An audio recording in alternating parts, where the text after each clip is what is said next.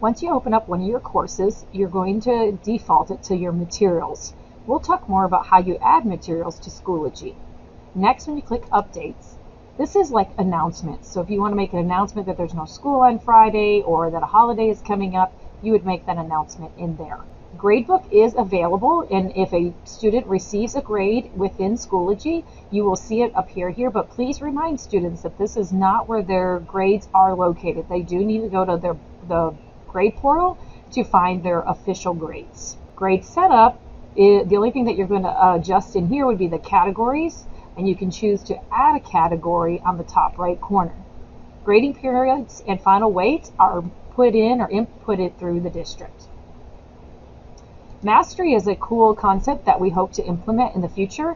This is where we can put objectives in here and make sure that what we're assigning to students aligns with those objectives. Next is badges. Badges are always fun to give to students. They like to see these badges appear on their screen. And so let me move over to a different course so I can give you a better idea of what badges looks like. So here is a course with students in it, and you can see already that some students have received a badge for participation. Others have received it for homework. To add a badge, you can go to the top left corner, choose Create New Badge. You can import one from Resources or use Schoology badges. These are the default badges that Schoology has already created. So when you look through, these are your options. So if I want to choose Leadership Badge, I select it, click Add, and that badge will be added to the list. So you'll notice that the Leadership Badge can be awarded to all. You can take it away or you can delete it. So if I award to all, it will put a check mark for everybody. Then I can deselect students that may have not earned that badge already. Next is attendance. I really like attendance because it's a quick way to keep track of students who are in your class, especially if you're doing this virtually. So if everybody is in attendance, you can click Start. It puts a check mark by everybody's name. And as you mouse over, you'll notice that to the left of my mouse, you have it shows you how many days or the student has been absent, late, or excused.